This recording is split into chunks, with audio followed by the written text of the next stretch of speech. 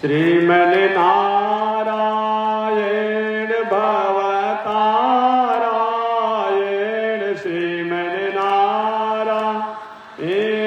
भवतारा लक्ष्मी नारायण नारायण नारायण लक्ष्मी नारायण नारायण ना आग लगी आकाश में बरसन लगे अंगारो आग लगी आकाश में बरसन लगे अंगार संत नहीं होते जग में तो जल मरता संसार हो संत नहीं होते जग में तो जल मरता संसार श्रीमन्नारायण नारायण नारायण श्रीमन्नारायण नारायण नारायण लक्ष्मी नारायण नारायण नारायण लक्ष्मी नारायण नारायण नारायण और तैनी देखी रघुनाथ जी हमारे ओरिया तैनी देखी रघुनाथ जी हमारे या तैनी ताकी रघुनाथ जी अरे खड़ा होकर बातें में क्या नियम बना तैनी ताकी रघुनाथ जी हमारे ओरिया तैनी ताकी रघुनाथ जी हमारे बगसर में आके रवा तड़काक मरने बगसर में आके रवा तड़काक मर गौतम नारी अहिलाक तरने गौतम नारी अहिलाक तन देखी रघुनाथ जी हमारे ओरिया तनी देखी रघुनाथ जी हमारे और श्रीमन समझाइए भाई दोनों आदमी की जगह बांट रहा है बीच में छोड़ दे रहा है समझाइए ना लोगों को बातें समय प्रसंग देखिए कि कैसे बांट रहे हैं दोनों आदमी बढ़ रहा है अब बीच में सब छोड़ दिए समझिए आप लोग इतने में ही जिला के रहने वाले हैं समझिए हाँ अपने से देखिए कैसे बांट रहे कौन छुप रहा है तो हमको माइक से मत बताइए बोलिए श्री लक्ष्मी नारायण भगवान की अनंताचार्य कृपया वेदांत द्वयपारगम रामकृष्णाग्र सद्भक्तम विश्वक्सेन मुनिं भजे कासायं यज्ञसूत्रं शुचिवपुषि तथा चोर्ध्वपुण्ड्रं च भाले यस्यास्ते दक्षहस्ते कलिकुमतिगिरीन्द्रेन्द्रभद्रं त्रिदण्डं संसाराग्नि प्रशान्त्यै मृतजलममलं दारुपात्रं पवित्रं श्रीविश्वक्सेन सूर्य पदकमलयुगं श्रेयसे संश्रयामि परमाराध्य श्री लक्ष्मी नारायण भगवान ये भैया ये काम तो बंद करना पड़ेगा देखिए माताओं फुलाना लेकिन जब खिलाना है ये तो बाहर चले जाइए ना कहाँ देखिए भाई क्या है आप लोग सब रास्ता घटाते हैं मुश्किल कर दिया आप लोग अब बेचने वाले की गलती आप लोग बहुत परेशान करते हैं यार बेचने वाले को समझाओ उसको भाई ऐसे मत करो उसको हटाइए अपने आप अब फुलौना उड़ाएगा तो कथा होगा इसमें अब तो बैठ जाते उसको सुनना नहीं हम लोग अब व्यवस्था कर रखे हैं आप लोग हर जगह कहाँ से तो कलयुग आ जा रहा अपने आप यही सब बुलाते हैं इतना खर्चा करके 2-3 वर्ष बाद बुलाते हैं आप मीना बाजार शुरू कर देते हैं हर जगह आप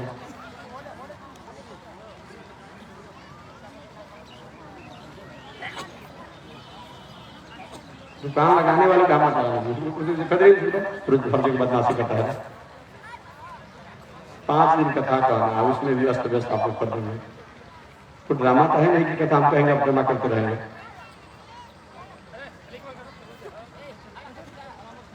दुकानदार जो भी उसको हटाइए, जो हटाइए वहां से। क्या पिकनिक बना दिया आप लोगों ने। कोई भी दुकानदार अगर हाथ जोड़ कर घर जाओगे बस चक्कर लगता है। बढ़िया व्यवस्था की है, नहीं हो रहा। अनंताचार्य कृपया वेदांत द्वयपारगम रामकृष्णांग्रिसद भक्तम विश्वक्सेन मुनिं भजे। परमाराध्य श्री लक्ष्मी नारायण भगवान प्रातः स्मरणीय पूज्य आचार्य श्री के युगल चरणों में कोटिशः नमन एवं भगवत भागवत आचार्य कैंकर्य पारायण महानुभाव। इन पावन भूमि पर श्रीमद् भागवत महापुराण के 11वें स्कंद के माध्यम से दत्तात्रेय और जदु संवाद की पावन कथा का मैं निवेदन करूंगा। श्रीमद् भागवत महापुराण का 11वां स्कंद, उसमें भी दत्तात्रेय और जदु संवाद, ये भागवत का मस्तक कहा गया है, प्राण कहा गया है।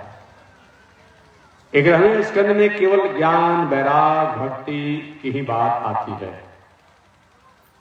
उन्हीं श्रीमद् भागवत महापुराण के 11वें स्कंद के माध्यम से दत्तात्रेय और जदु संवाद की कथा को मैं निवेदन करूंगा।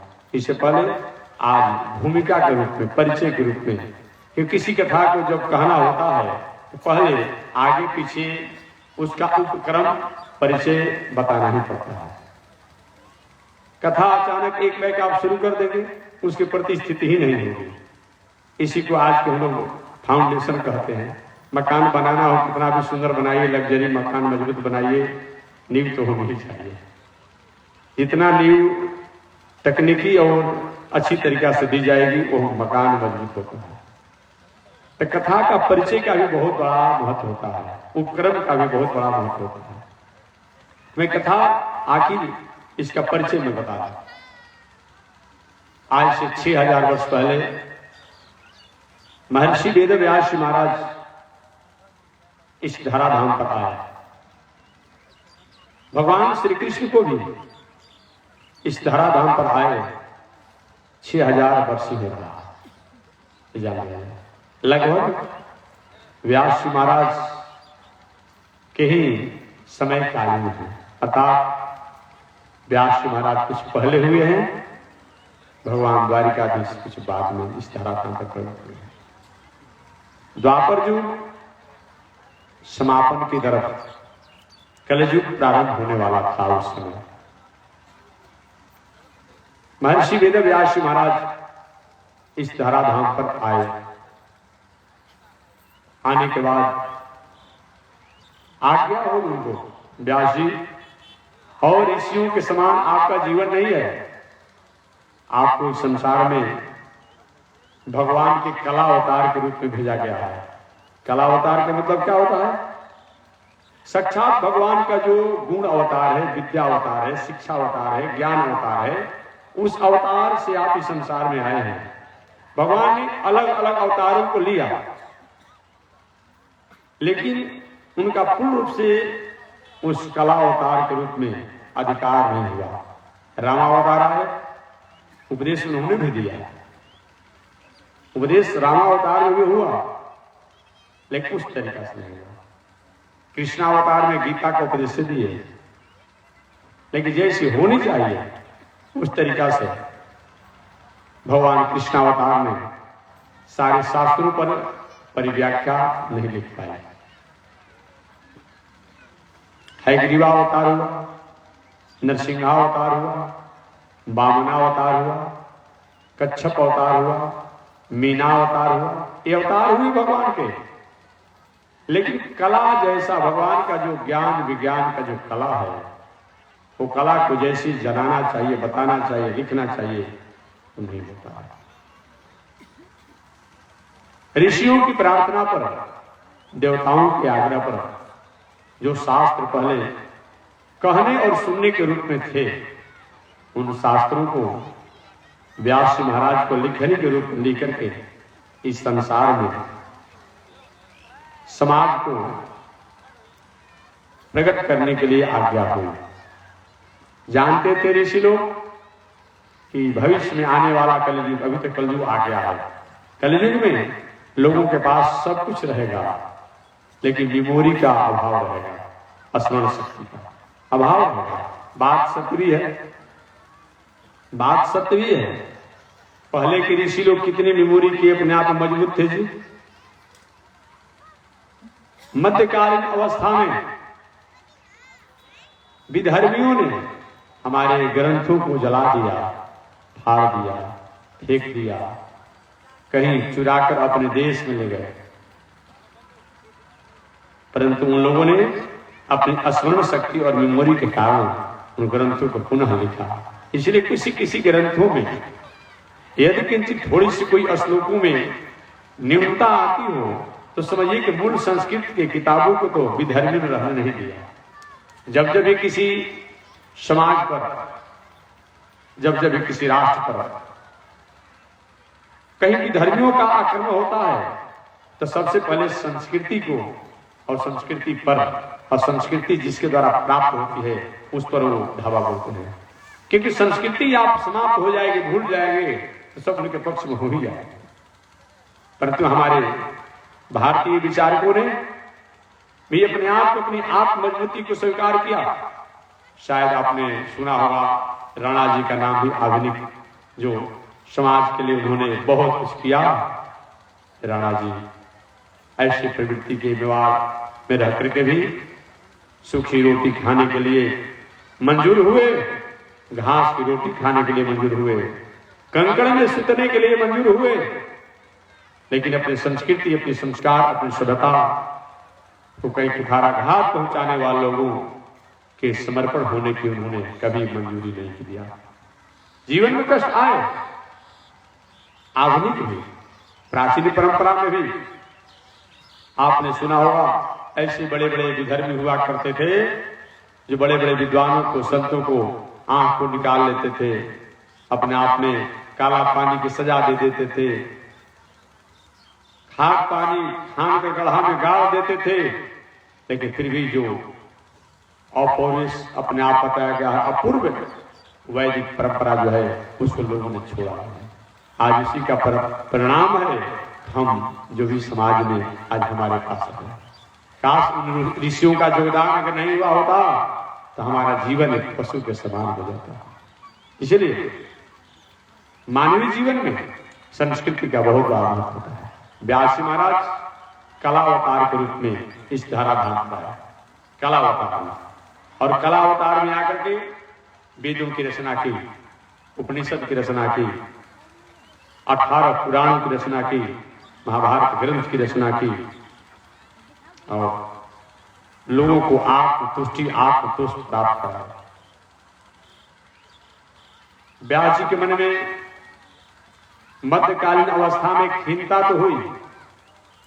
खीनता इस बात की थी, कहीं कहीं वेदों में, कहीं कहीं उपनिषदों में, कहीं कहीं महाभारत में उनके द्वारा जो आर्टिकल, जो कड़िया, जो शब्द, जो श्लोक जो लिखा गया उसमें कहीं न कहीं उसकी परिव्याख्या नहीं लिखी गई, जिसका परिणाम हुआ कि व्यास जी के ग्रंथों के द्वारा और व्यास जी के ग्रंथों से ही लोगों ने एक नास्तिकवाद का भी समाज में विचार स्थापना कर दिया। काश व्यास जी अगर अपने शास्त्रों में कहीं परिव्याख्या लिख दिए होते, आज वह नौबत नहीं आई और नहीं आती जो एक ही समाज के लोग, इस पृथ्वी पर रहने वालों, एक ही देश के लोग, कोई किसी दूसरे मार्ग का, कोई दूसरे मार्ग का, कोई दूसरे पद का अधिकारी हो रहा है। कोई कहता है हम तो वाम मार्ग के अधिकारी हैं, कोई कहता है अमुक अधिकारी है। क्यों ऐसा हुआ? ऐसा क्यों हुआ? एक ही दुनिया के रहने वाले लोग अलग अलग पंथों में क्यों गए? कहीं न कहीं ऋषियों ने अपनी लेखनी में उसकी व्याख्या नहीं लिखा। देखिए, जितना किसी चीज का लेखनी का महत्व है उसी प्रकार उसके की कुंजी सहायक पुस्तिका के बहुत बड़ा महत्व है। आप पढ़ने लिखने वाले होंगे, बड़े बड़े किताब, बड़े बड़े ग्रंथ अगर सहायक पुस्तिका का आधार न लिया जाए तो हम पढ़ करके भी उसको समझने में अल्पज्ञ हो जाते हैं। आज भी व्यास जी महाराज ने सहायक कुंजिका, सहायक पुस्तिका को रूप में कहीं व्याख्या लिख दिया होता, ताकि वेद शास्त्र इतिहास पुराण के नाम पर और उनको जानकर लोग कहीं गलत मार्गों पर दिखाई नहीं होते। आज दुर्गा जी का, काली जी का, शंकर जी का, भैरव का इत्यादि भक्त कहलाने वाला कहता है कि दुर्गा देवी भागवत में लिखा है, दुर्गा सप्तशती में लिखा है, तामसी पूजन का, तामसी जजन का, तामसी भोजन का। कहीं व्यास जी महाराज अगर व्याख्या लिख दिए होते, ऐसा होता नहीं, लेकिन वो नहीं लिखी। अंत में व्यास जी महाराज को अपनी त्रुटियों पर अफसोस हुआ, खिन्नता हुई, पश्चाताप हुआ। नारद जी ने समझाया, व्यास जी मानवीय जीवन में अगर कोई अपने मुकाम और लक्ष्यों तक पहुंचने का अधिकार नहीं हो पाता है, जिस साधन द्वारा, जिस दर्शन द्वारा, जिस संदेश द्वारा, तो सही माने में जीवन जीने का कोई मतलब नहीं होता। आप एक पवित्र ग्रंथों की रचना करें जिससे समाज के भटके हुए लोग भी अपने मुकाम तक पहुंच सके। वही व्यास जी महाराज ने सबसे अंतिम ग्रंथ के रूप में श्रीमद् भागवत महापुराण ग्रंथों की रचना की। आज से 6000 वर्ष पहले। अब आपके मन में एक प्रश्न होगा, आपके मन में एक प्रश्न होगा। वो प्रश्न क्या होगा कि महात्मा जी तो ये बात स्पष्ट हो गई, ये बात तो स्पष्ट हो गई कि 6000 वर्ष से पहले माने आपका वेद नहीं था, उपनिषद नहीं था, भागवत नहीं था, पुराण नहीं था, महाभारत नहीं था। तो पुनः मैं याद दिला दूं, इसलिए मैंने शुरू में ही बोल दिया कि पहले शास्त्र थे, जो चीज रहेगा उसी की व्याख्या परिव्याख्या होगी। पहले सतयुग त्रेता द्वापर में भी थे, लेकिन कहने और सुनने के रूप में थे। बात समझिएगा, हम कह रहे हैं, आप सुन रहे हैं, आप कह रहे दूसरा सुन रहा। परंतु महर्षि वेदव्यास महाराज इस धराधाम पर आए तो वो शास्त्र जो है वो क्या हुआ, वो लेखनी के रूप में हो गया, किताब के रूप में हो गया, और लेखनी किताब के रूप में होकर के अपने आप बताया गया है। इस तरह से जगत का कल्याण और मंगल किया। इसलिए मैं निवेदन करना चाह रहा हूं कि जो चीज है उसी की सत्ता रहेगी। कभी आपने सुना कि बंध्या के लड़का का कहीं विवाह किसी ने किया हो, कहीं तैयारी किया हो, कहीं अपने आप में कहीं उसके लिए मोड़ खरीदा गया हो? ऐसा हमने नहीं सुना, हमने ऐसा नहीं सुना अपने आप में। इसलिए जो चीज रहेगा उसकी ही स्थिति होगी। तो मैं निवेदन करना चाह रहा था कि अपने आप में पहले से सतयुग में, त्रेता युग में, द्वापर युग में वेद, इतिहास, पुराण सब कुछ थे, लेकिन श्रुति के रूप में थे। उसको महर्षि वेदव्यास महाराज ने लेखनी के रूप में लेकर के और जगत का कल्याण किया, जगत का मंगल किया। इस तरह व्यास महाराज ने श्रीमद् भागवत महापुराण ग्रंथों की रचना की और ग्रंथों को रचना करके और तब जगत का मंगल किया। ऐसे व्यास महाराज सोचे कि मेरा भागवत ग्रंथ का उत्तराधिकारी कौन होगा, उत्तराधिकारी कौन होगा। देखिए, उपयुक्त उत्तराधिकारी का भी महत्व होता है, ये जानने का। क्योंकि उपयुक्त उत्तराधिकारी अगर न हो तो किसी चीजों को मिसयूज किया जा सकता है। व्यास जी ने सोचा कि मैंने भागवत जैसी ग्रंथों की रचना तो की, लेकिन व्यास जी ने विचार किया कि मैंने भागवत जैसे ग्रंथों की रचना तो की, लेकिन भागवत ग्रंथों का प्रचार कौन करेगा। इसके लिए व्यास जी महाराज ने क्या किया, भगवान से प्रार्थना किया, उसमें बैठा दो लोग, आप बैठिए और उसमें बैठ जाइए, शांति से बैठिए, नहीं यही बैठ जाइए, शांति से बैठिए। व्यास जी महाराज ने विचार किया कि मैं उपयुक्त उत्तराधिकारी किसको माना जाए। उस समय व्यास जी महाराज को अपना कोई पुत्र नहीं था। देखिए, गृहस्थ आश्रम में पुत्र का भी बहुत बड़ा महत्व होता है, ये जान लीजिएगा। ये पुत्र केवल आपने जितना अपना दिमाग को आपने रख लिया है आज कि केवल ये हमारी एक विवाह की मर्यादा का एक भोग वासना है, नहीं, एक पुत्र जो है हमारी एक संस्कृति संस्कार का एक दीपक है। याद रखिएगा, एक पुत्र जो है संस्कृति संस्कार का एक दीपक है। पुत्र ये हमारी गृहस्थ मर्यादा में एक क्या है, एक दीपक का काम करता है, अर्थात आगे के भविष्य के और वर्तमान के लोगों को प्रकाश का काम करता है। अतः पुत्र की कामना तो होनी ही चाहिए। महर्षि वेदव्यास जी महाराज को शिष्य लोग थे, लेकिन अपना कोई पुत्र नहीं था। एक दिन भगवान से प्रार्थना की, प्रभु क्या जीवन अब चला जाएगा? अरे एक भी तो हो जाता महाराज, आखिर इसी तरह से मैं चला जाऊंगा। सच्ची प्रार्थना आपकी होती है तो उस प्रार्थना को निश्चित रूप में सुनने वाला सुन लेता है। लेकिन हमारी प्रार्थना सच्ची होनी चाहिए, प्रार्थना में खोट नहीं होनी चाहिए, प्रार्थना में किसी प्रकार की उलझन सी भरी बातें नहीं होनी चाहिए। व्यास जी की सच्ची प्रार्थना जब, प्रभु एक भी मेरा पुत्र हो जाता, काश मेरे द्वारा जो बौद्धिक विरासत संपत्ति है उस बौद्धिक विरासत संपत्ति का वह उत्तराधिकारी हो जाता। और समय से व्यास जी महाराज के पुत्र के रूप में स्वयं भगवान के ही स्वरूप में श्री सुखदेव जी महाराज का आगमन हुआ। कथा मैं सुना रहा हूं। सुखदेव जी महाराज आए, वहीं सुखदेव जी महाराज जन्म लेते ही जंगल की राह पकड़ लिए थे, परंतु व्यास जी ने अपने शिष्यों के माध्यम से सुखदेव जी को पुनः व्यास जी के आश्रम पर बुलाया और अपनी जो भी उनके पास बौद्धिक विरासत थी, बौद्धिक विरासत समझते हैं, बौद्धिक विरासत बौद्धिक संपत्ति थी, जो भी उनके पास विद्या का भंडार था व्यास जी के पास, उन विद्या के भंडार को व्यास जी महाराज ने जेव के तेव जो है उन्होंने अपने पुत्र सुखदेव जी को पढ़ा दिया, सुना दिया, बता दिया।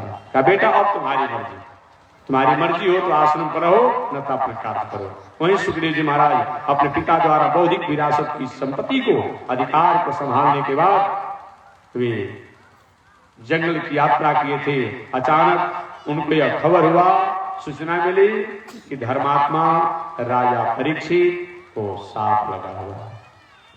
वहीं सुखदेव जी महाराज गए और राजा परीक्षित को भागवत कथा सुनाया। देखिए, मृत्यु को टालना एक कोई समस्या का समाधान नहीं है, याद रखिएगा। मृत्यु को टालना एक कोई समस्या का समाधान नहीं है। आपने सुना होगा दो कथा, आपने मृत्यु के टालने की दो कथा सुनी। कथा तो बहुत सी होगी, लेकिन दो कथा आपने सुना होगा। एक कथा उस समय है जिस समय हमारे सुखदेव जी महाराज राजा परीक्षित को जब भागवत कथा सुनाने के लिए जब आए, तब देवता लोग स्वर्ग लोक से अमृत लेकर के आए, स्वर्ग लोक से अमृत का कलश लेकर आए और बिना कहे, बिना कुछ अपना इशारा किए अमृत के कलश सुखदेव जी महाराज के हाथों में दे दिया लोगों ने। सुखदेव जी महाराज की ये क्या है, हमें क्यों दिया जा रहा है? देवताओं ने परिचय देते बताया। देखिए, देवताओं की थोड़ी सी बुद्धि जो उच्च है, हमेशा स्वार्थ का ही ये अपने आप में नीति करते हैं, स्वार्थ से हटकर कभी नीति करने का काम नहीं करते हैं। और बताइए, कोई अजी रास्ते में कभी क्या LIC वाले को देखे हैं, यहाँ पर सुने होंगे, घर घर में घुस करके प्रवेश करेंगे, कह देखिए ऐसा ऑफर आया है, ऐसा स्कीम आया है, बस 2 वर्ष में दुगना हो जाना होगा। अब कोई पूछे क्या रे भाई दुगना हो जाएगा, तिगुना हो जाएगा, आपको इसे क्या मतलब? आप घर घर में घुस कर कहते कितना जमा करिए, इतना जमा करिए, उतना जमा करिए। तो LIC वाले क्या कहते हैं, अरे साहब लाभ तो आपको बाद में होगा, पहले लाभ हमको हो जाएगा। हम अपने लाभ के लिए आपके पास घर में आए हैं और आपको लाभ बता रहे हैं, बात सत्य है। अरे भाई, कोई भी अपने आप स्कीम आएगा तो जो LIC जमा कराएगा उसको तत्काल उसका परसेंटेज मिल जाएगा। आपको भले साल भर 6 महीना 1 महीना होने के बाद मिलेगा। तो अपने लाभ के लिए आपको लाभ की बात बताता है, थोड़ा सा विवेक होना चाहिए। हमारे सुखदेव जी महाराज के देवताओं ये क्या लेकर आए हैं, ये क्या है कि स्वर्ग का अमृत है। यही स्वर्ग का अमृत है, इस अमृत को प्राप्त करने के लिए समुद्र जैसे ही उपक्रम किया गया, समुद्र का मंथन किया गया।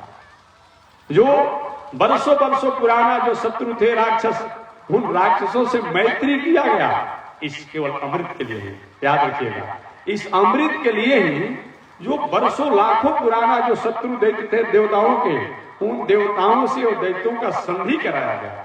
देखिए, नीतिकारों का कथन है, नीतिकारों ने कहा है कभी कभी कहीं शत्रु से अलग रहने के कारण हमारी कामों में बाधा पहुंच रही हो, हमारी स्थितियों में बाधा पहुंच रही हो, हमारे अधिकारों में बाधा पहुंच रही हो, तो शत्रु को भी प्रणाम कर लेने से, हाथ जोड़ लेने से, संधि कर लेने से एक कोई कायरता नहीं है। नीतिकारों ने कहा एक कायरता नहीं है, लेकिन वक्त और समय तक नहीं जानिएगा। एक कायरता नहीं है, जैसे नीतिकारों ने कहा है अपने को संयम और सजग रहना, एक कायरता नहीं है। एक कायरता नहीं है अपने आप में, संयम और सजग रहना एक कायरता नहीं है। ठीक उसी प्रकार से अपने आप बताया गया है, कहीं ऐसा कोई काम बनता हो, अपने शत्रु के काम उथल पुथल हो रहा हो, तो थोड़ा सा विवेक से काम ले लीजिएगा। ये बात किसने बताया? राज चला गया था, मारे मारे धूल फांक रहे थे कहीं अपने आप में, कहीं ठिकाना नहीं था। ब्रह्मा जी के पास गए, ब्रह्मा जी को हम क्या करें, हमारे बस में तो है ही नहीं, चला जाए वही न्यायाधीश जी के पास जो पूरी दुनिया के नियामक और नियंता हैं। वही सब लोग भगवान श्रीमन नारायण के पास गए कि प्रभु हम जीते जी मर रहे हैं, कोई उपाय कीजिए। भगवान के जैसा तुमने किया वैसा पाया, हम क्या करें? जैसा तुमने किया वैसा पाया। जब तुम्हारे पास बल हो जाता है, प्रभुता हो जाती है, वैभव हो जाता है, तो तुम सुबहते ही नहीं हो। क्या धर्म होता है, क्या कर्म होता है, क्या वैभव होता है, हम क्या करें? नहीं प्रभु अब गलती नहीं होगी। तो ठीक है जाओ, अभी तुम झगड़ा तुम्हारे पक्ष में होकर नहीं करेंगे, तुम्हारे साथ में झगड़ा करने के नहीं होंगे, लेकिन जाओ तुम्हारा जो सौतेला भाई जो राक्षस हैं उन राक्षसों से मैत्री करो, और मैत्री करके अपने आप में समुद्र मंथन करो, और समुद्र मंथन से अमृत प्राप्त होगी, और अमृत को तुम लोग पान कर लोगे तो भले ही अपने सौतेले भाई राक्षसों से मारपीट होती रहेगी, झगड़ा झूरी होती रहेगी, लेकिन तुम मरोगे नहीं, मरोगे नहीं। देवताओं ने कहा महाराज कितना लाखों वर्षों का पुराना बैर है, भला संधि होने वाली है क्या? भला संधि होने वाली है? भगवान ने कहा मैं कह रहा हूं, तुम जाओ संधि होगी अपने आप में। जो जो राक्षस कहेंगे उस बातों को साथ मान लेना। शत्रु से कभी संधि करना हो तो प्राय उसके सभी बातों को आप सुन ही लीजिए, मान ही लीजिए अपने आप में। अब बाद में जब काम हो जाए तो जैसा अपना बुद्धि वैसा काम कर लीजिए। नीतिकार कहता है, भगवान का उक्ति है, नीतिकारों ने कहा है अपने आप में, भगवान नहीं है।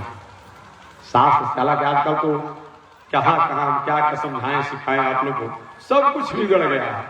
अब कुछ लोग कहता है कि गोड़ लागी बाबा, मालूम पड़ता आज्ञा दे रहा है। जैसे कि अंग्रेजी में कभी आता होता कि लेट मी गो, मुझे खाने दो, लेट मी कम, मुझे आने दो, होता था ना अंग्रेजी में। अब वो कहता है गोड़ लागो बाबा। अरे क्या कर रहे हो भाई, गोड़ लगवा रहे हो? नहीं प्रणाम है, बताया गया है प्रणाम करने का कितना बड़ा महत्व होता है। आयुर्विद्या जसो बलम, मार्कंडे जी कथा आपने सुना होगा, मार्कंडे जी कथा आपने सुना होगा, जो आज चिरंजीवी बने हुए हैं। ये मार्कंडे जी का प्रणाम का ही कफल है कि आज मार्कंडे जी का जो 12 वर्ष की आयु थी, न जाने 12 वर्ष कौन सा 12 वर्ष हो गया है तो पता नहीं चलता है।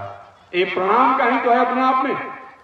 मार्कंडे जी को शेष मात्र आयु 12 वर्ष की थी, और 12 वर्ष के शेष आयु जब उनके लोगों ने जाना, उनके बाबा दादा ने जाना, मृकुंडी ऋषि ने जब जाना, क्या किया जाए, जाकर के शंकर जी के मंदिर में अपने आप में आराधना करने के भगवान श्रीमन नारायण के।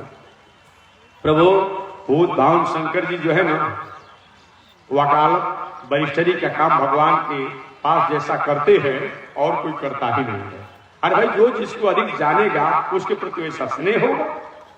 तो भूत भावन शंकर जी एक ऐसे संत हैं अपने आप, ऐसे एक अपने आप वैष्णव हैं कि रात दिन भगवान नारायण के अलावा तो दुनिया में किसी को जानते ही नहीं है। भले हम लोग हमेशा भटकते रहते हैं कि वो भगवान नारायण के अलावा कहीं जानते नहीं किसी को। यही कारण है, चाहे वो काशी शमशान में रहें, अपने आप महाकाल में उज्जैन में रहें, लेकिन भगवान के जानने के कारण, उनके स्मरण ध्यान के कारण भूत भावन शंकर जी दुनिया में अपना अग्रगण्य समझे जाते हैं, अग्रगण्य समझे जाते हैं।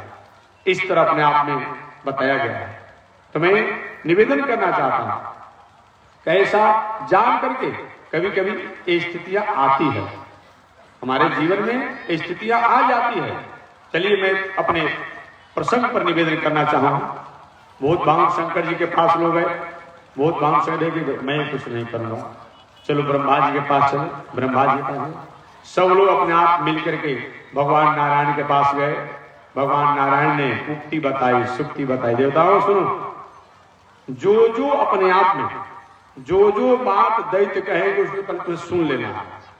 100 को बात कहेंगे, एक बात तुम्हें जवाब देना है, और जो अपने आप कहेंगे ठीक अपने आप उसी काम को तुम्हें करना है। ऐसा करोगे तुम्हारा समय काल बदल जाएगा।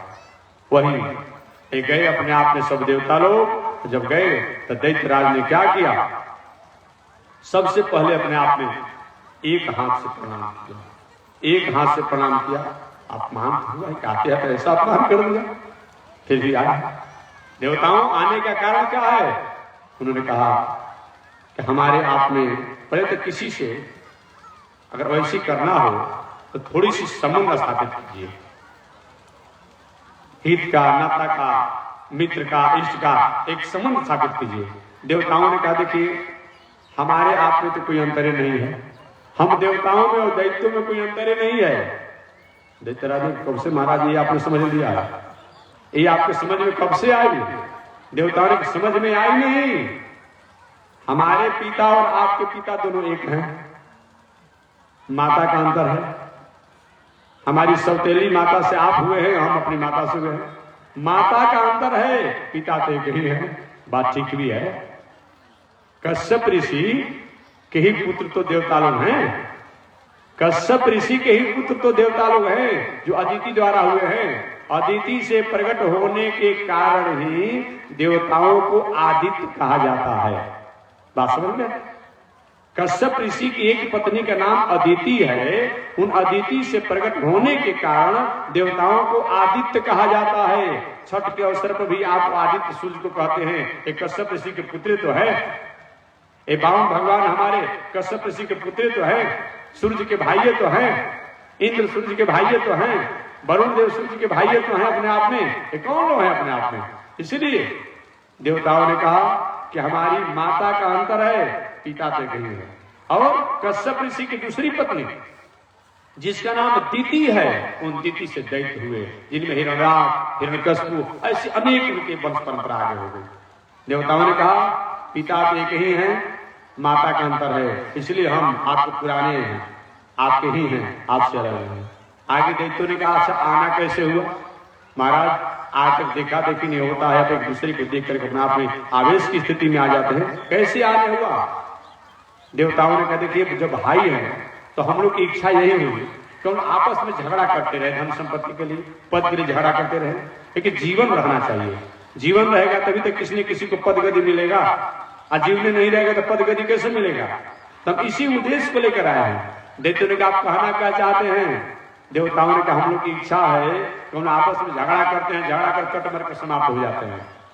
तो हम लोग की इच्छा है कि समुद्र मंथन किया जाए, और समुद्र मंथन से जो अमृत प्राप्त हो उस अमृत को अपने आप में हम भी पान करेंगे, आप भी पान करेंगे। पहले तो दैत्यों ने कहे देवताओं तुम्हारी बुद्धि खराब हो गई है, भला समुद्र का मंथन होने वाला है, इतना विशाल का है, समुद्र मंथन कैसे होगा? देवताओं ने कहा देखिए ये दुनिया में कोई भी कठिन काम होता नहीं है। व्यक्ति को अपने विवेक पूर्ण अगर पुरुषार्थ किया जाए तो कठिन से कठिन कामों को भी सहज बना दिया जाता है। इसलिए ये हो जाएगा। अच्छा तो कैसे होगा बताओ? देवताओं ने मंत्रणा दिया, सलाह दिया कि मंदराचल पर्वत को मथनी बना दिया जाएगा, बांस की नाक को रस्सी बना दिया जाएगा, और समुद्र का मंथन होगा। ठीक है, अब सभी अपने आप में देवता दानव मिलकर के मंदराचल पर्वत को उठाया। जो भी उठाना चाहे उसी समय अचानक मंदराचल पर्वत खसक गया और आधे दैत्य दबकर वही मरिए गए। राक्षसों ने कहा कि हम लोग समुद्र मंथन नहीं करेंगे, अमृत तो बाद में मिलेगा, पूरा दैत्य पहले ही मर जाएंगे अपने आप में। देवताओं ने समझाया, अपने आप नहीं जो हो गया सो हो गया, चलो पुनः मंदराचल पर्वत को भगवान से प्रार्थना के प्रभु पहले ही विघ्न आ गया, संभालिए नहीं तो काम बिगड़ जाएगा। भगवान ने अपने गरुड़ पर मंदराचल पर्वत को उठा करके अलेकर समुद्र किनारे समुद्र में डाला। और जब डाला गया तो मालूम पड़ा मंदराचल पर्वत डूबने लगा समुद्र में। अब क्या किया जाए? भगवान ने कच्छप अवतार लेकर के और समुद्र को अपने आप में मंदराचल पर्वत को आधार दे दिया ताकि डूबे में। मंथन कैसे किया जाए? तो हुआ कि अपने आप में बांस की नाक को ही रस्सी बना दिया जाए। बांस की नाक है कि इसमें हमारा का लाभ, दोनों तरफ से आप लोग पूछ से मुंह से खींचेंगे रस्सी बना करके तो हमको क्या लाभ होगा? देवताओं ने कहा आपको भी कुछ परसेंटेज मिलेगा, इसमें आपको भी कुछ मिलेगा। ठीक है। अब अपने आप में ये तो सब तय हो गया। आगे देवताओं ने कहा कि देखिए भाई एक बात तो हमारी माननी पड़ेगी। राक्षस कौन सी बात माननी पड़ेगी? देवताओं ने कहा कि देखिए हम लोग उत्तम कुल खानदान के हैं, ऋषि संतति हैं, ऋषि खानदान के अपने आप में। तो हम यही कह रहे हैं कि सर्प का जो मुंह जो होता है उत्तम होता है, और सर्प का पुछ जो होता है वो अधम होता है। अतः अपने आप में हम मुंह की तरफ रहेंगे सांप के, वासुकी के, और आप राक्षस लोग पूछ की तरफ रहेंगे। दैत्यों ने कहा कि चाहे समुद्र मंथन में आना हो, हम ही बहुत छोटे खानदान के, आप बड़े खानदान के हैं, आप अपना बड़े खानदान बने रहिए, बड़े बाप का बेटा बने रहिए, हम नहीं मंथन करेंगे। कभी कभी काम बनाने के लिए भगवान ने बताया था, कभी कभी उल्टा भी बोलना पड़ता है। कभी कभी काम बनाने के लिए उल्टा भी घर में बोलिए।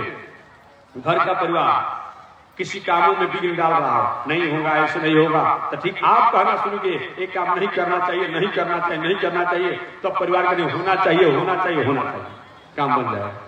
एक हास्य कथा सुना करके तब आगे बढ़ जाऊंगा और समय के अंतराल में देखूंगा अपने आप में। एक पौराणिक हास्य कथा सुना दूं और तब अपने आप में इस समुद्र मंथन कथा में सुना दूंगा। एक बहुत बड़े उच्च कोटि के विद्वान पंडित जी थे, उच्च कोटि के थे, बहुत उच्च कोटि के विद्वान सदाचारी थे। लेकिन दुर्भाग्य की बात, पूर्व जन्म का कोई संस्कार होगा, उनके देवी जी ठीक उनके विपरीत थे। ये भगवान की ही कृपा करे, भले हमारे ब्राह्मण देवता लोग विवाह शादी के अवसर पर जरूर अपने आप गणना मानना कुंडली बैठा दे रहे हैं, लेकिन अब आप ही तय करेंगे कि किसका किसका कुंडली बन रहा है, सेट कर रहा है, और किसका क्या नहीं हो रहा है। वो तो निर्णय आप लोग के पास होगा। कितना गणना मानना घर में बैठ रहा होगा, वो निर्णय आप लोग के पास है। ब्राह्मण देवता सबका बना दे रहे हैं, लेकिन नहीं, ये आज देखिए अपने आप में वो तो बन गया, लेकिन एक संस्कार द्वारा भी हमारा गणना माना बैठना चाहिए। हुआ क्या, ब्राह्मण देवता जितने उच्च कोटि के विद्वान थे, सदाचारी थे, ठीक उनकी पत्नी अपने आप उनके विपरीत थी, अपने आप में कर्कश स्वभाव का थी। अपने आप में कोई संत महात्मा को लेकर आप में जो काम आपको करना हो ठीक उसके विपरीत बोला कीजिए आप, और जब विपरीत बोलेंगे तो पत्नी जो है ठीक आपके विपरीत बोलेगी, तो विपरीत जब बोलेगी उसमें सीधा काम हो जाएगा। यही पर काम चलने लगा दोनों का अपने आप में, यही पर चलने लगा। अब कोई संत महात्मा कोई आ जाता लेकर के, तो महात्मा जी पंडित जी कहते कोई धर्मशाला थोड़े है, कोई होटल थोड़े अपने आप में, कोई आएगा कोई खा लेगा अपने आप, भोजन का करा, भोजन करा, भोजन नहीं कराना है। अरे वाह, अरे एक अगर 100 महात्मा इनका भोजन कराऊंगे जी, ये महात्मा आगे भोजन नहीं कराओगे, अब पंडित चलो यही तो बैठ खाता है। इसी तरह से काम उनका चलते रहा। लेकिन स्वभाव कहा जाता है कि नेचर और सिग्नेचर कभी न कभी अपना प्रभाव और लक्षण दिखा ही देता है। भले बीच में दबा रहेगा, लेकिन नेचर और सिग्नेचर कभी न कभी अपना थोड़ा बड़ा प्रभाव दिखाई देता है। समय बीतते चला गया, अचानक हरिद्वार का महाकुंभ लगने वाला था, अभी भी लगने वाला था, अभी भी इस बार भी हरिद्वार में महाकुंभ लगने वाला था। हरिद्वार का महाकुंभ लगने वाला था। पंडित जी कैसे कहे कि हरिद्वार कुंभ में चलना स्नान करने के लिए, 12 वर्ष पर कुंभ लग रहा है, 36 वर्ष का जोग लग रहा है, कैसे कहें? अगर मैं कहूंगा कुंभ में चलने के लिए तो कहेंगे तो आप ही जाए, हम नहीं जाएंगे। अब क्या किए पंडित सोचे कि नहीं, महाराज जी ने बताया था उल्टा कहने के लिए, क्योंकि सुन रही हो, हाँ बोलिए, हरिद्वार में कुंभ लगा है, 12 वर्ष का कुंभ है, 36 वर्ष का जोग महात्मा आया हुआ है, क्या कुंभ में जाना वाना है अपना आप है। जिस दिन जोग महात्मा आएगा तुम भी 2 लोटा जल अधिक नहा लेना, हम भी 2 लोटा जल अधिक नहा लेंगे और घरे में रह जाएंगे, क्या धक्का मुक्की में जाना है। अब वाह जी पंडित जी, 12 वर्ष का कुंभ लगा, 36 वर्ष का जोग है, सारी दुनिया अपने घर द्वार छोड़कर हरिद्वार जा रही है, हम घर में नहाऊंगी, आपको भी चलना पड़ेगा और हम भी चलेंगे। पंडित चलो काम तो बन गया, यही मैं चाहता था अपने आप में, काम बन गया। अब चले लोग अपने आप में हरिद्वार में रहते आनंद से अपने आप में। अब उन्होंने तय कर लिया कि उल्टा बोलना है, उल्टा बोलेंगे तो सीधा काम होगा। संयोग से अपने आप समय बीतते चला जा रहा था। अचानक जिस दिन वो अपने आप में कुंभ का मुख्य स्नान था, पंडित जी कैसे अपने आप में हर की पौड़ी में चलकर स्नान किया जाए, कैसे होगा?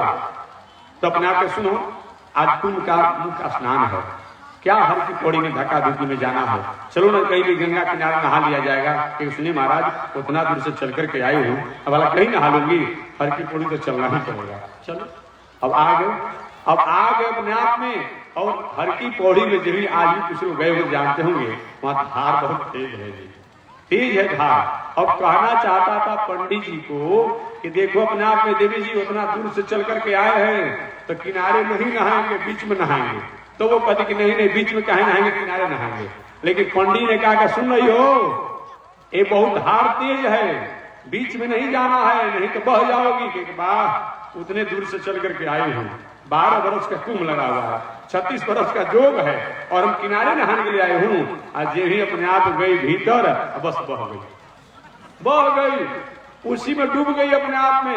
अब पंडित जी अपने आप रोने लगे, मेरी बुद्धि मारी गई, मेरी बुद्धि मारी गई, मेरी देवी जी, मेरी पत्नी जो है अपने आप बह गई, हे मछुआरों जल्दी आओ, जल्दी आओ, मेरी बुद्धि मारी गई, मैंने सही बात बता दिया, मैंने सही बात बता दिया। अगर मैं उल्टा बोला होता ऐसी घटना नहीं घटी होती अपने आप में। अब क्या हुआ, मछुआरे आए जाल लगा करके, जो होने लगे लाश संयोग से अपना मछुआरा, क्या कर रहे हो तुम लोग? महाराज क्या कर रहे हैं, धार की तरफ अपने आप में मैं लंबाई तक अपने आप लाश ढूंढ रहा हूं।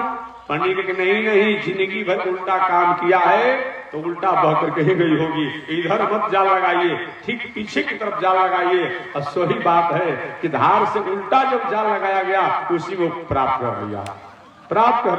तो मैं निवेदन करना चाहता हूं कि कभी कभी काम बनाने के लिए उल्टा भी बोलना पड़ता है। यही मैं बात बताना चाहता था। देवताओं ने इसलिए उल्टा बोला ताकि हम कहेंगे हम सर्व के आगे की तरफ रहेंगे तो दैत्य कहेंगे अपने आप में कि नहीं, तो हम नहीं मंथन करेंगे। दैत्यों ने कहा सुनिए, चाहे समुद्र मंथन हो या ना हो, जब भी रहेंगे तो हम सर्व के आगे की तरफ से रहेंगे, आपको रहना तब कुछ की तरफ रहिए जो सर्पों का आधा अंग है। देवता लोग मान के चलो भाई, मान लो।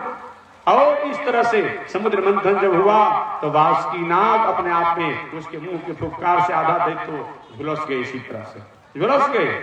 किसी तरह से अपने आप में समुद्र मंथन हुआ और समुद्र मंथन से अपने आप जानते ही अमृत मिला तो भगवान ने अपने मोहिनी अवतार द्वारा देवता को पिला दिया। और देवताओं के पिलाने के बाद जो कुछ बचा हुआ जो समुद्र था, और समुद्र से बचा हुआ जो अमृत था, उसी को ले जाकर के स्वर्ग में रखा गया धरोहर के रूप में। समझिए, एक तो अमृत बहुत कम है, एक तो बहुत अमृत कम है कि उसी समय बहुत को बंटवारा कर दिया गया, पिला दिया गया था। अब वो स्वर्ग में जो रखा गया है, वहां स्वर्ग में किसी को पिलाया नहीं जाता है। कभी किसी को कामों लगती है तो उसको ढक्कन उठा करके असुभा दिया जाता है, उसी से लोग होश में आ जाते हैं अपने आप में। इतना कीमती और ऐसे अमृत को ये अपने आप में ये देवता लोग सुखदेव जी के पास लेकर आ गए। देवताओं ने कहा कि हे सुखदेव जी, ये अमृत को ले लीजिए और राजा परीक्षित को पिला दीजिए। सुखदेव जी ने कहा कि महाराज हमने तो आपसे मांगा नहीं था, हमने आपसे मांगा तो नहीं था, आप अमृत क्यों लेकर आ गए? क्योंकि हम लेकर आ गए कि इस अमृत को पीने से राजा परीक्षित जीवित हो जाएंगे, मृत्यु की नहीं होगी, अपने आप में दीर्घजीवी हो जाएंगे, मृत्यु को टाल देंगे। सुखदेव जी ने कहा देवताओं तुम्हारी बुद्धि बहुत ऊंच है, जब भी तुम काम करते हो स्वार्थ से काम करते हो। दधीची बाबा के पास गया, प्रार्थना किया, प्रार्थना करके जब प्रसन्न कर लिया, क्या क्यों आए हैं देवताओं? क्योंकि बाबा अपना हड्डी दे दीजिए। उनके जीवन में मांग लिया तुम लोग गया अपने आप भूत भावन शंकर जी के पास, उनको पूजा पाठ किया, प्रसन्न हुए भूत भावन शंकर जी। तो तुम लोगों ने कहा कि अपना बाबा पूछे कि क्या चाहते हैं? आप लोगों ने कहा महाराज आप ये संकल्प लीजिए कि हम जीवन भर नैष्ठिक ब्रह्मचारी बने रहेंगे। तो विवाह करने के बाद ही उनको संकल्प करा दिया, बेचारे आज भी नैष्ठिक ब्रह्मचारी बन करके जी रहे हैं। हमेशा स्वार्थ का ही अपने आप में तुम लोग सौदा करते हो। देवताओं हमने तुमसे मांगा नहीं और तुम हमको अमृत कल्पना का कैसे दे दिया? कैसे दे दिया? इसलिए अपने आप में हमारे सुखदेव जी महाराज ने डांट करके देवताओं के अमृत कलश को लौटा दिया अपने आप का। देवताओं ऐसा नहीं चाहिए। मैं कहना चाह रहा था कि अमृत पीने, ऐसा अमृत को राजा परीक्षित को पिलाने के लिए देवता लोग लेकर आए, लेकिन सुखदेव जी महाराज ने विचार किया कि अमृत पीने से मृत्यु को टाला जा सकता है, मृत्यु को मंगल नहीं किया जा सकता है। यही मेरा विषय था। मृत्यु को टालना कोई समस्या का समाधान नहीं है, मृत्यु को मंगल करना इस समस्या का समाधान है। आपने कहीं से ऋण लिया है बैंक से, उसका ब्याज और चक्रवृद्धि ब्याज आप दे रहे हैं, इससे आपको शांति नहीं मिलेगी, वो तो मूल बना ही रहेगा। इससे अच्छा क्या है कि हमको ऋण भी मत देना पड़े, अपने आप में ब्याज भी मत देना पड़े, चक्रवृद्धि ब्याज भी मत देना पड़े, जो सही में आपने जो लिया है उसको अपना चुकता कर दीजिए, चुकता कर दीजिए, यही शांति का उपाय है। तो मृत्यु को टालना ये बहुत बड़ी बात नहीं है, मृत्यु को मंगल करना जो है ये बड़ी बात है। अतः श्री सुखदेव जी महाराज ने वही श्रीमद् भागवत महापुराण ग्रंथों को सुना करके और राजा परीक्षित को कल्याण किया। जो आज भी भागवत की ये परंपरा चली आ रही है, तो कल मैं श्रीमद् भागवत महापुराण की 11वें स्कंध के माध्यम से दत्तात्रेय और जदु संवाद की कथा को मैं निवेदन करूंगा। शेष चर्चा अगले दिन होती रहेगी। तो बस आज इसी के साथ वाणी विराम, आगे परमात्मा की जय शिक्षा। और रोज प्रातः काल की आरती 7:30 बजे से 8 बजे के बीच में, अभी ठंडा तो शुरू हो गया है ना, 7:30 बजे से 8 बजे के बीच में हम लोग कोशिश करेंगे। हो सकता है कि 2-4 मिनट लेट भी हो सकता है, मैंने 7:30 बजे के बाद होगी, इतना ध्यान दीजिएगा। 7:30 बजे के बाद और 8 के बीच में प्रातः काल हम लोग भगवान की आरती करेंगे। और दिन का प्रवचन का समय जो है 12 बजे से 1 बजे तक हमारे जगत गुरु माधवाचार्य स्वामी जी महाराज, जो श्री राघवपुरम अयोध्या की गरिमा के लिए संकल्पित हैं, और ठीक अपने आप 1 बजे से 2 बजे तक हमारे प्रयागराज की भूमि से चलकर आए हुए जगत गुरु मुक्तिनाथ स्वामी जी महाराज आपको कथा सुनाएंगे। ठीक 2 बजे से 3 बजे तक काशी की, 2 बजे से 3:30 बजे तक काशी की पावन भूमि से चलकर आए हुए जगत गुरु श्री बद्रीनाथ बनमाली जी द्वारा आप वाल्मीकि रामायण की कथा श्रवण करेंगे। और 3:30 बजे से 4:30 बजे तक, 3:30 से 4:30 बजे तक हरिद्वार की पावन भूमि से चलकर आए हुए जगत गुरु स्वामी बैकुंठनाथ जी द्वारा आप राम कथा श्रवण करेंगे। और 4:30 बजे से 5:30 बजे तक मैं भी आप लोगों के सामने 2-4 शब्दों को निवेदन करूंगा। आप समय से सादर आमंत्रित है। मैंने 12 बजे से लेकर के और 5:30 बजे तक हम लोग कथा में सादर आमंत्रित हैं। आगे परमात्मा की जय शिक्षा। एक बार भगवान का नाम लो। श्रीमन नारायण लक्ष्मी नारायण, श्रीमन नारायण लक्ष्मी नारायण, श्रीमन नारायण नारायण नारायण, श्रीमन नारायण नारायण नारायण। बोलिए श्री लक्ष्मी नारायण भगवान की, भास्कर भगवान रामानुजाचार्य स्वामी जी महाराज की। हरि ओम। शांति है, शांति है, शांति है। बस 1 मिनट के लिए अपने स्थान पर रहे। हम लोग देववाणी संस्कृत में आरती कर लेते हैं। जो खड़े हैं खड़े रहे, जो बैठे हैं वो बैठे रहे। बस 1 मिनट में हम लोग आरती कर लेते हैं। आगे परमात्मा की जय शिक्षा।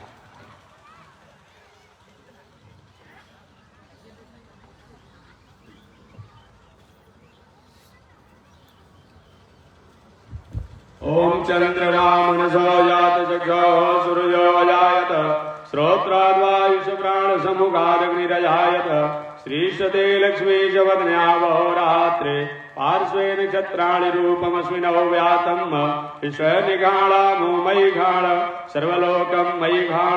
लक्ष्मी नारायण भगवान की, भास्कर भगवान रामानुजाचार्य स्वामी जी महाराज की, विश्व जगदाचार्य श्री त्रिदंडी स्वामी जी महाराज की।